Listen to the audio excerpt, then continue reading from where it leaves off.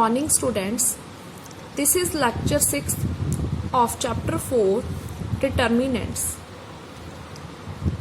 Today we are doing our last and very important topic, matrix method. Matrix method is very important for 6 marks question in exam. So please watch the video carefully. इस topic ਦੇ ਵਿੱਚ ਕੀ ਹੈ? Linear equations in 2 variable or in 3 variable given ਹੋਣਗੀਆਂ, ठीक है। ਤਾਂ ਸਭ ਤੋਂ ਪਹਿਲੇ ਕੰਮ ਕੀ ਹੈ ਆਪਣਾ, ਆਪਾਂ ਉਹਨਾਂ ਦੀ ਕੰਸਿਸਟੈਂਸੀ ਚੈੱਕ ਕਰਦੇ ਹਾਂ। ਜਿਵੇਂ 10th ਦੇ ਵਿੱਚ ਆਪਾਂ ਕਰਦੇ ਸੀ ਵੀ ਸੋਲੂਸ਼ਨ ਕੰਸਿਸਟੈਂਟ ਆ ਲੀਨੀਅਰ ਇਕੁਏਸ਼ਨ ਦਾ ਜਾਂ ਇਨਕਨਸਿਸਟੈਂਟ ਆ, ठीक है। ਕੰਸਿਸਟੈਂਸ ਸਿਸਟਮ ਕੀ ਹੁੰਦਾ ਇਕੁਏਸ਼ਨਸ ਦਾ, ਜਿਹਦੇ ਵਿੱਚ ਜਿਹੜਾ ਸੋਲੂਸ਼ਨ ਹੈ ਐਗਜ਼ਿਸਟ ਕਰਦਾ ਹੁੰਦਾ, ठीक है। ਤੇ ਜਿਹਦੇ ਵਿੱਚ ਸੋਲੂਸ਼ਨ ਨਹੀਂ ਐਗਜ਼ਿਸਟ ਕਰਦਾ ਉਹਨੂੰ ਆਪਾਂ ਕੀ ਬੋਲ ਦਿੰਦੇ ਆ, ਇਨਕਨਸਿਸਟੈਂਟ। ਆਪਣੇ ਕੋਲ ਕੀ ਹੁੰਦਾ ਸੀ, ਅਗਰ ਯੂਨੀਕ ਸੋਲੂਸ਼ਨ ਆ, ठीक है, वो भी कंसिस्टेंट हुंदा। अगर इनफाइनाइटली मैनी सॉल्यूशंस आ, ठीक है, unique solution infinitely many solution मतलब सॉल्यूशन एग्जिस्ट करदा तो उन्होंने आपां बोलदे आ कंसिस्टेंट सिस्टम ऑफ इक्वेशंस, ठीक है। अगर सॉल्यूशन डज नॉट एग्जिस्ट आ मतलब नो सॉल्यूशन आ, ठीक है, तो उन्होंने आपां बोलदे आ इनकंसिस्टेंट सिस्टम, ठीक है। आपां लोअर क्लासेस जिवें 10th विच ही पढ़िया सी ये चीज़। तो हुण अपने कोल मान लो 3 वेरीएबल दे विच इक्वेशनस आ, ठीक है। फस्ट नूं आपां लैट कर लैने आ a1x b1y, आपां जनरल फॉर्म ही करांगे सब तो पहला, फिर क्वेश्चन सॉल्व करांगे। a1x b1y c1z equals to some constant d1, ठीक है।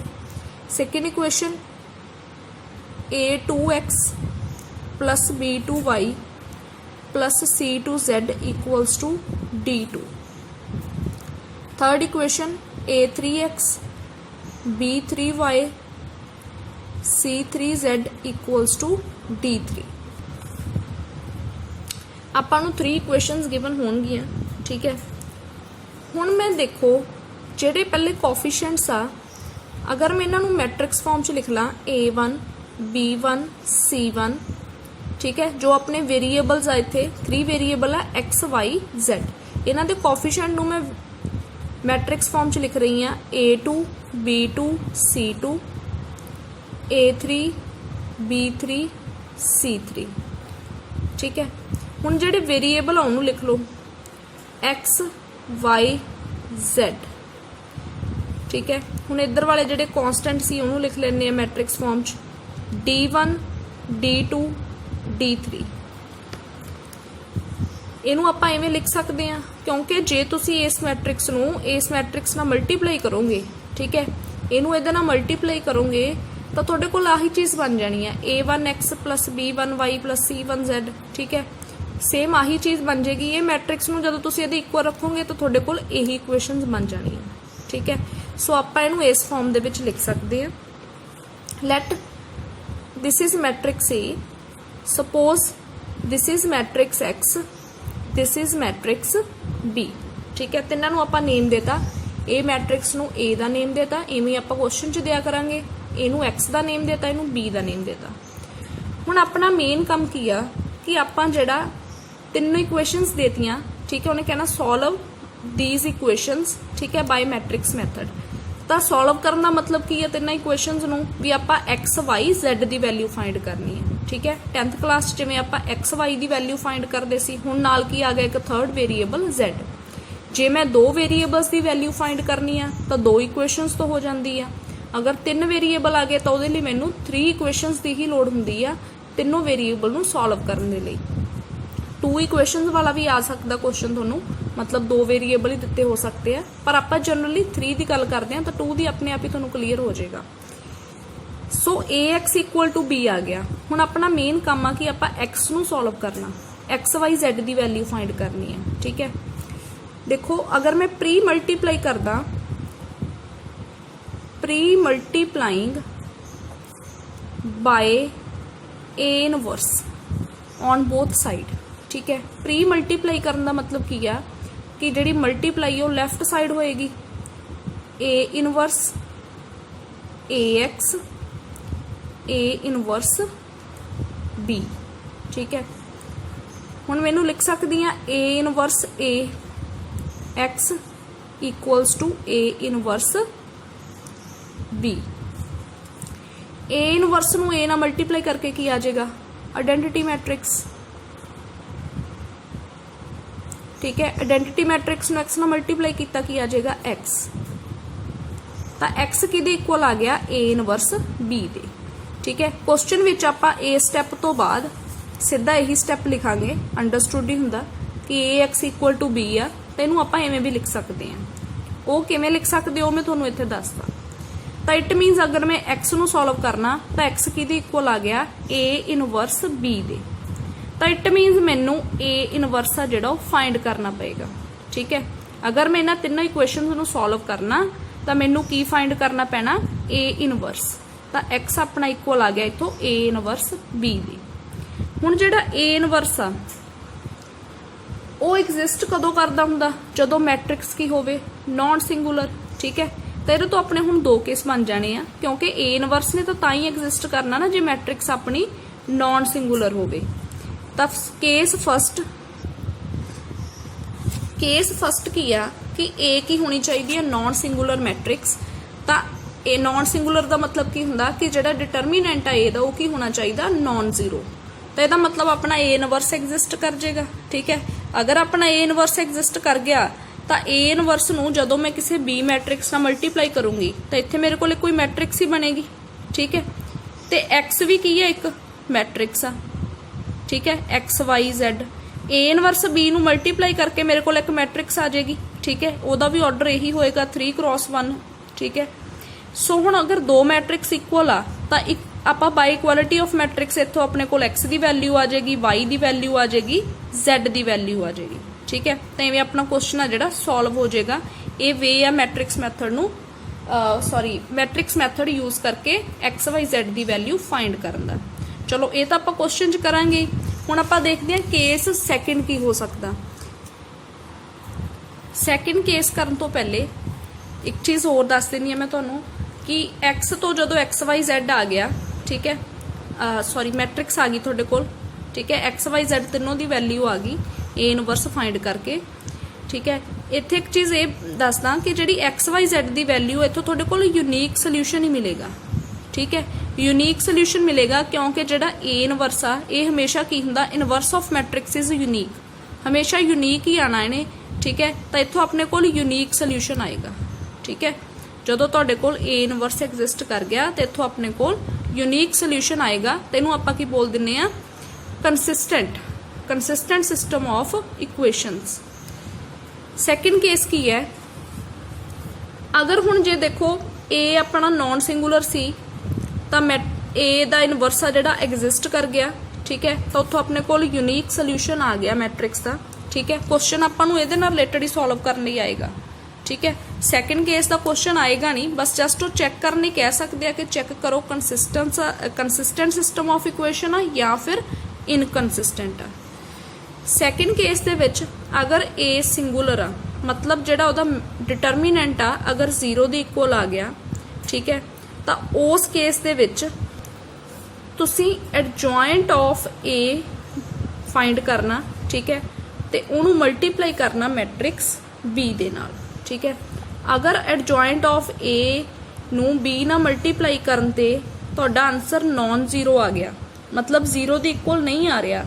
ठीक है, तो ਇਹਦਾ मतलब ਇਹਦਾ की होगा नो सोल्यूशन। ठीक है, नो सोल्यूशन होगा।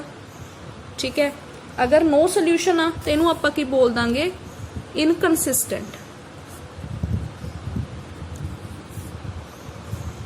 तो ये की होगा इनकंसिस्टेंट सिस्टम ऑफ इक्वेशंस। अगर डिटरमीनेंट 0 आ, अगर तुहाडा एडजॉइंट ऑफ A B ना मल्टीप्लाई करन तो बाद 0 आ जांदा। ठीक है, तो इस केस विच नो सोल्यूशन भी आ सकदा।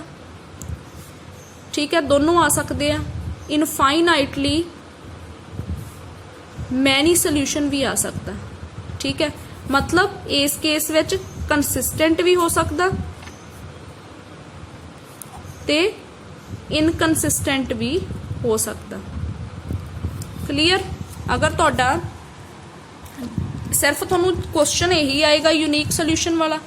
ਚੈੱਕ ਕਰਨ ਲਈ ਬੋਲਦੇ ਆ ਤਾਂ ਚੈੱਕ ਤੁਸੀਂ ਸਭ ਤੋਂ ਪਹਿਲਾਂ ਡਿਟਰਮੀਨੈਂਟ ਫਾਈਂਡ ਕਰ ਲੈਣਾ। ਅਗਰ ਤੁਹਾਡਾ ਡਿਟਰਮੀਨੈਂਟ ਤਾਂ ਨॉन ਜ਼ੀਰੋ ਆ, ਠੀਕ ਹੈ, ਫਿਰ ਤਾਂ ਇੱਥੋਂ ਹੀ ਪਤਾ ਲੱਗ ਗਿਆ ਕਿ ਯੂਨੀਕ ਸੋਲੂਸ਼ਨ ਆਊਗਾ ਤਾਂ ਇਹਦਾ ਮਤਲਬ ਕੰਸਿਸਟੈਂਟ ਆ।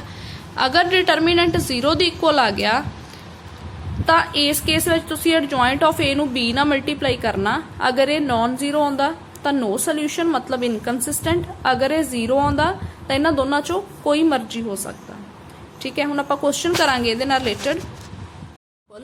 Question x plus 3y equal to 5, 2x plus 6y equals to 8। Two variable है, टू इक्वेशंस आ, ठीक है। एग्जामिन कंसिस्टेंसी, सिर्फ आप कंसिस्टेंसी चेक करनी है, कंसिस्टेंस आ या इनकंसिस्टेंट आ, ठीक है। सॉल्व करने वाली गल नहीं हैगी, ये सिर्फ चेक करना। तो सब तो पहले these equations can be written as, किवें लिखते हैं आप, पहला वेरिएबल दे जिहड़े कोफिशिएंट हुंदे वो लिखते हैं 1, इहदा कोफिशिएंट की है 3, 2, 6, ठीक है, जिवें इत्थे दस्सिया सी तुहानूं।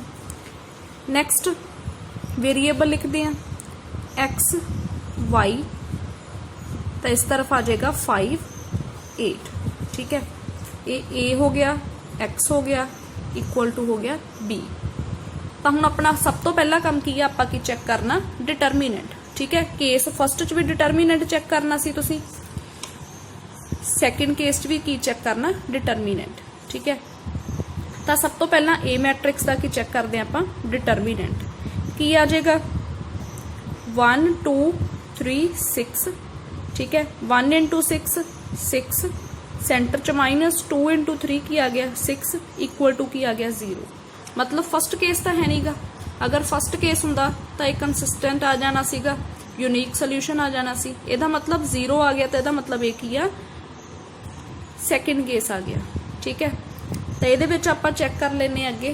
तो आपको ये की फाइंड करना पैना adjoint of A. Adjoint of A किवें आंदा, सब तो पहला आपको को फैक्टर फाइंड करने पैने आ, ठीक है। तो देखो एडजॉइंट ऑफ ए मैं सीधा ही कर रही हाँ, ठीक है। एडजॉइंट ऑफ ए की हुंदा, ट्रांसपोज हुंदा को फैक्टर्स का। तो इत्थे की को फैक्टर आऊगा फस्ट एलीमेंट का, फस्ट एलीमेंट का को फैक्टर की आ गया 6, ठीक है। इत्थे प्लस का साइन हुंदा।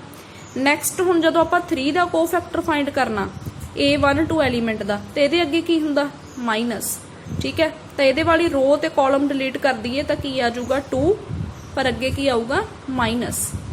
सिमिलरली 2 1 आ जिहड़ा एलीमेंट, ये अगे भी माइनस हुंदा, ठीक है। ये वाली रो डिलीट, ये वाला कॉलम डिलीट, की आ जाएगा इत्थे 3, ठीक है। नैक्सट 6 का को फैक्टर की आ जाना 1, ठीक है। ट्रांसपोज करके 6 माइनस 2 माइनस 3 1 आ गया, ठीक है। हुण आपां मल्टीप्लाई कर देने एडजॉइंट ऑफ ए नूं बी नाल, adjoint of A into B, ठीक है। 2 क्रॉस 2 आ, ये 2 क्रॉस 1 आ, ठीक है। तो यदा 2 क्रॉस 1 ही आएगा रिजल्ट। तो सब तो पहला फस्ट रो, यदा फस्ट कॉलम 6 5 का 30, सेंटर च वैसे प्लस हुंदा, 3 8 का की आ जाएगा माइनस 24। नैक्सट सैकेंड ए वाला एलीमेंट तो आएगा नहीं हुण, ठीक है, क्योंकि 2 क्रॉस 1 वाली बननी आ। तो 2 क्रॉस 1 दे विच की आना A11 A21, ठीक है। फस्ट रो फस्ट कॉलम, फिर second row first column minus 2 into 5 minus 10, plus 1 into 8 की आ जाएगा 8, ठीक है। तो 30 माइनस 24 की आ गया 6, माइनस 10 प्लस 8 की आ जाएगा minus 2, that is non zero, ठीक है। एडजॉइंट ऑफ ए नूं बी नाल मल्टीप्लाई करन ते की आ गया नॉन जीरो। तो इहदा मतलब इहदा की हो गया नो सोल्यूशन एंड इनकंसिस्टेंट, ठीक है। इवें दा क्वेश्चन सिर्फ चेक करने ही आ सकता, बाकी जिहड़ा सॉल्व करनी आएगा मोस्टली जिहदा चांस आ क्वेश्चन दा वो इस टाइप का ही आएगा। हुण आपां इस टाइप का क्वेश्चन करते हैं। नैक्सट अपना हुण क्वेश्चन आएगा use matrix to solve the equations, ठीक है। इहदे विच हुण 2 इक्वेशंस आ, 2 ही वेरीएबल आ, ठीक है। सेम क्वेश्चन 3 वाला आ जाना जिहदे विच तुहानूं 3 वेरीएबल ते 3 इक्वेशंस गिवन होणगीਆਂ, ठीक है। सो सब तो पहला हुण आपां ये क्वेश्चन करते हैं। फस्ट स्टैप अपना उही रहेगा these equations can be written as, सब तो पहले कोफिशिएंट 3 -2 5 3, ठीक है। Then variable x y equal to 7 1, ठीक है। So A X equals to B, ठीक है। नाल ही आपां इत्थे मैंशन कर दिंने आ where A equals to 3 5 -2 3, x equals to X Y, ठीक है, एंड b इक्वल्स टू 7 1, ठीक है। नैक्सट अपना हुण फर्स्ट स्टैप की होना, आपां इक्वेशनस नूं सॉल्व करना, ठीक है। अगर मैं इन्हां इक्वेशनस नूं सॉल्व करना तो मेरे कोल की चाहिदा ए इनवर्स। ए इनवर्स पहला चैक करूंगी भी मैं डिटरमीनेंट नॉन जीरो आई या जीरो आ, क्योंकि डिटरमीनेंट नॉन जीरो होगा फिर ही इनवर्स एग्जिस्ट करेगा। तो सब तो पहले आपां की करांगे ए दा इनवर्स फाइंड करांगे, सॉरी ए दा डिटरमीनेंट फाइंड करांगे। डिटरमीनेंट ऑफ ए 3 5 -2 3, ठीक है। तो डिटरमीनेंट की आ जाएगा ਇਹਦਾ 3 3 ਦਾ 9 5 2 ਦਾ -10, सेंटर च की ਹੁੰਦਾ डिटरमीनेंट ਦੇ माइनस, ठीक है। तो माइनस माइनस की हो जाएगा +10। तो डिटरमीनेंट अपना की आ गया 19, दैट इज नॉन जीरो। तो then therefore A inverse exist, ठीक है। ये चीज क्लीयर होगी कि ए इनवर्स है जिहड़ा एग्जिस्ट करेगा, ठीक है। ए इनवर्स एग्जिस्ट करेगा, इट मीनस यूनीक सोल्यूशन ही आएगा, ठीक है। सो आप सॉल्व भी करना, सीधा इनू चैक करने क्या नहीं। सो ए इनवर्स एग्जिस्ट। तो हुण अपना नैक्सट काम की आ, एक्स अपने कोल किहदे इक्वल आउंदा हुंदा लास्ट ते ए इनवर्स बी दे, मतलब आपां ए इनवर्स फाइंड करना, ठीक है। ए इनवर्स फाइंड कर लई सब तो पहले आपां नूं की चाहिदा डिटरमीनेंट आ गया, हुण आपां की फाइंड करना एडजॉइंट ऑफ ए, ठीक है। उही वे रहूगा अपना ए इनवर्स फाइंड करन दा। तां एडजॉइंट ऑफ ए इत्थे हुण 2 क्रॉस 2 वाला ही है क्वेश्चन, ठीक है। तो सो एडजॉइंट ऑफ ए है जिहड़ा आपां सीधा ही फाइंड कर लेने आ, ठीक है। एडजॉइंट ऑफ ए की आएगा सब तो पहले 3 दा एडजॉइंट 3 दा कोफैक्टर, 3 दा कोफैक्टर की आएगा इहदे वाला रो इहदे वाला कॉलम डिलीट करके 3 आ गया, ठीक है। नैक्सट इत्थे हुण वैसे ही माइनस हुंदा अगे, तो -2 वाला रो ते कॉलम डिलीट करोगे की आ जाएगा 5, ठीक है। साइन का ध्यान रखना। नैक्सट 5 का कोफैक्टर की आएगा 5 वाला रो 5 वाला कॉलम डिलीट -2, हुण इत्थे भी की हुंदा अपने कोल माइनस, तो माइनस माइनस की आ जाएगा +2, ठीक है। नैक्सट 3 का कोफैक्टर की आ जाना 3, तो इहदा की हुंदा उत्ते ट्रांसपोज, ये चीज़ भी नहीं भुलनी, ठीक है। तो इहदा ट्रांसपोज करके अपना एडजॉइंट की आ गया 3 -5 2 3। तो ए इनवर्स हुण अपना की हुंदा adjoint of A over determinant of A.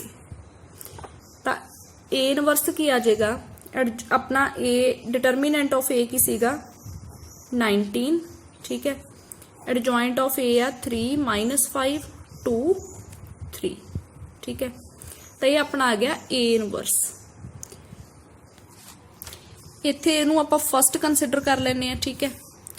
From first A inverse find कर लिया, ठीक है। फस्ट इक्वेशन सी A X equals to B, ये तो आप सीधा लिख देना x equals to A inverse b। ये चीज़ किवें आई ऑलरेडी मैं तुहानूं दस्सिया होया, ठीक है। तो ये तो आप लिख लिया from first x equal to A inverse b। x की अपना x ते y। ए इनवर्स की आया वा 1/19 3 -5 2 3 ते b की आ 7 1। इत्थे एक चीज़ का ध्यान रखना 19 अंदर मल्टीप्लाई नहीं करना तुसी, ठीक है। जदों भी डिटरमीनेंट उहनूं अलग ही रखो, क्योंकि अगर तुसी इत्थे इहनूं 19 नूं इत्थे नाल मल्टीप्लाई कर देंदे 3/19 2/19, दैन जदों तुसी इहदे नाल मल्टीप्लाई करनी है तो कैलकुलेशन बहुत ज़्यादा डिफिकल्ट बन जानी है, ठीक है। सो आपां इहनूं इत्थे इवें रखना 1/19 नूं। इन्हां दोनों नूं सॉल्व करदे आ 1/19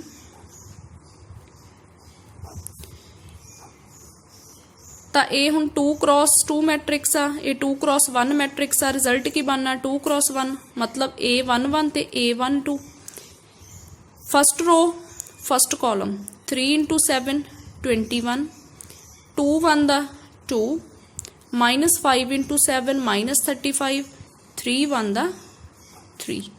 ठीक है 1/19 23 -32।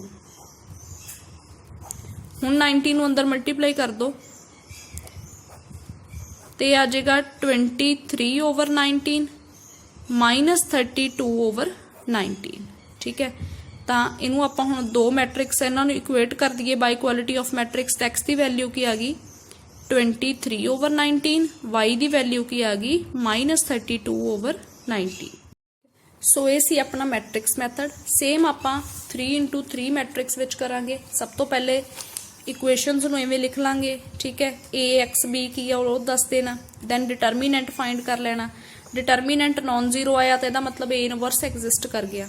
A ਇਨਵਰਸ ਐਗਜ਼ਿਸਟ ਕਰ ਗਿਆ ਤਾਂ ਫਿਰ ਕੀ ਕਰਨਾ ਐਡਜੁਆਇੰਟ ਆਫ A ਫਾਈਂਡ ਕਰ ਲੈਣਾ, ਕਿਉਂਕਿ A ਇਨਵਰਸ ਹੀ ਫਾਈਂਡ ਕਰਨਾ। A ਇਨਵਰਸ ਫਾਈਂਡ ਕਰਨ ਦਾ ਇਹ ਵੇ ਆ adjoint of A over determinant of A। ਇੱਥੋਂ ਆਪਾਂ ਕੀ ਕਰਨਾ ਐਡਜੁਆਇੰਟ ਫਾਈਂਡ ਕਰਕੇ A ਇਨਵਰਸ ਫਾਈਂਡ ਕਰ ਲੈਣਾ। Then from first x = A inverse B ਇਹਨਾਂ ਨੂੰ ਮਲਟੀਪਲਾਈ ਕਰ ਦੇਣਾ। ਦੈਨ ਆਪਣੇ ਕੋਲ ਕੀ ਆ XY ਦੀ ਵੈਲਿਊ ਆ ਜਾਣੀ ਹੈ।